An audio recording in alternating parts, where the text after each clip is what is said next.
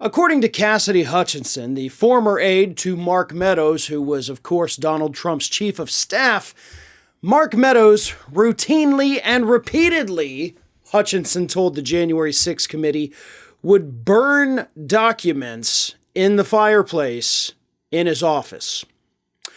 She was specifically asked by the January 6th committee during her testimony, did Mark Meadows ever burn documents? To which she replied, "The Presidential Records Act only asks that you keep the original copy of a document, so yes. However, I don't know if they were the first or original copies of anything. It's entirely possible that he had put things in his fireplace that he also would have put into a burn bag, that there were duplicates of, or that there was an electronic copy of. I want to say once a week or twice. I can recall specific times that I did. Maybe a dozen, maybe just over a dozen, but this is over a period December through mid-January too, which is when we started lighting the fireplace." She went on to say that on two separate occasions after Mark Meadows met with Republican Representative Scott Perry, he then went into his office and burned papers. Now on Wednesday, all over social media, this story was blowing up, with people saying, yes, this is obviously a clear violation of the Presidential Records Act, more people calling for Meadows to be prosecuted, investigated for this. And unfortunately, what I have to do right now is go ahead and pump the brakes on all of this. And here's why. And I don't want to burst anybody's bubble. I hate to be the bearer of bad news, but nothing's going to happen with this story. Do you know why? Because there's no evidence to back any of this up.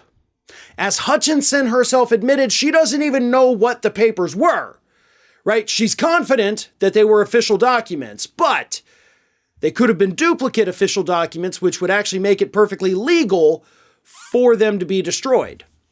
So lacking any kind of record of documents that may be missing, which we know they do keep a record of those kinds of things, but if the National Archives hasn't identified any records from Mark Meadows that are in fact missing, then there is no story here.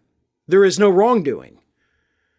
Furthermore, if the National Archives did produce a list of documents from Mark Meadows that were missing, we can't just assume that he burned them. And we couldn't even launch an investigation into whether or not he did. Here's why. This kind of testimony, and this is why I'm talking about this, because we got to be so freaking careful about things like this. This is technically, in the eyes of the law, hearsay. Sure, she's a first-hand witness, but she is a first-hand witness with no corroborating evidence. She didn't take pictures of him putting the documents in the fireplace. There's no video of it. It's just her saying, oh, I saw him do this. And I believe her. I have no reason to doubt her. However, our belief in Cassidy Hutchinson is not going to hold up in court. It's like you can't just call the police and say, hey, I just saw my neighbor kill his wife. Sure, the police are going to show up.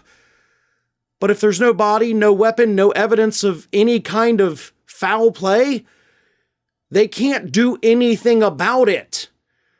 Even if you go to court and say these things, without evidence, there's no conviction.